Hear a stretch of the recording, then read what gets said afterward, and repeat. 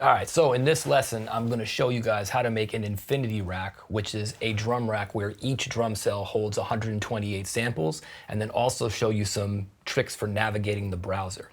So to get the infinity racks started, the first thing we need is an empty drum rack. So I'm gonna just shrink all these down. I'm gonna make a new MIDI track, and I'm going to get a drum rack. Now I just use the Command F to jump to my browser, and then I can just write any word. In this case, I wrote drum rack because that's what I want. But if you're making music on somebody's computer and you don't know anything about their sample library, you can just use Command F to search their sample library for anything that comes into your mind. And if you get stuck when you're making music in your own library, you might be surprised by what Command F plus the word orange brings up, or the word taiko drum, or anything of the sort. So Command F, jumping to your browser, and then typing a word is a nice production productivity hack. So I've got this drum rack. Now I'm going to get a sampler, which is a complex sampler inside Ableton, and I'm gonna drag it to this first cell down here. Now, when we drag it down here, you'll see that we have this area up above the word zone where we have an empty palette where we can drag as many samples as we want. I'm gonna write the word kick into the browser. I'm gonna search for some different kicks, and I'm just gonna start dragging them into this empty slot here. Of course, if you've gone through your Finder and you've searched tons of kicks that you want to include, you can just drag them all in here. So now I've got maybe 30 kick drums in this spot right here. And I'm going to move the mouse over to where it says selector. This is going to allow me to select any kick drum in this rack. I highlight one of them, hit Command A to highlight all of them, right click and say distribute ranges equally. Now I've got a different kick depending on where this light blue tab is moving.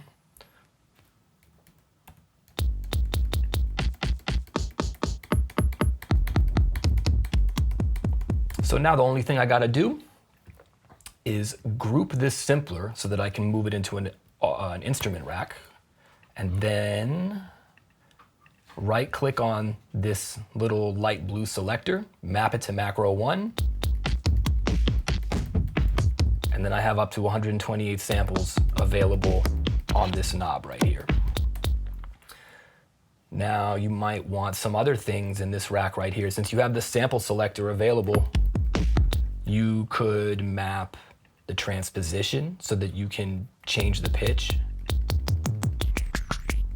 You might want to map the filter so that you can change the filter tone, so you'll map the frequency, and then map the resonance.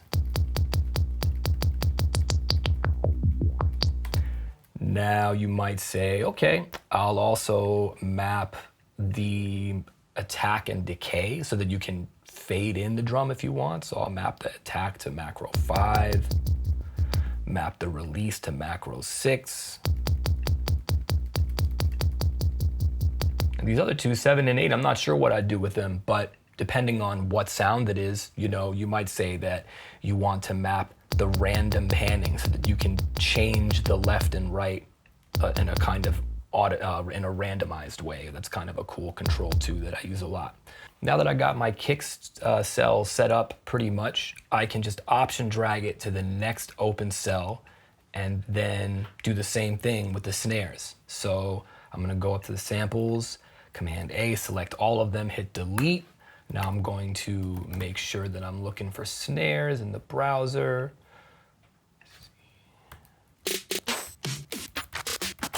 Select all these snares, drag them down into this sample area, and then scroll over to the selector, make sure they're all highlighted, right click, distribute ranges equally.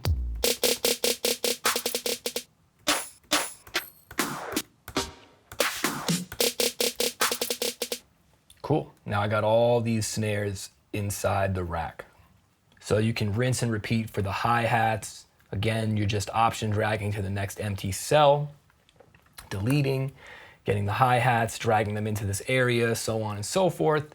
And then, you end up with a rack where you have, maybe up to 8 pads. And on each pad, you have up to 128 drums, which you just select which drum using this sample selector. For the next lesson, we're going to start writing drums.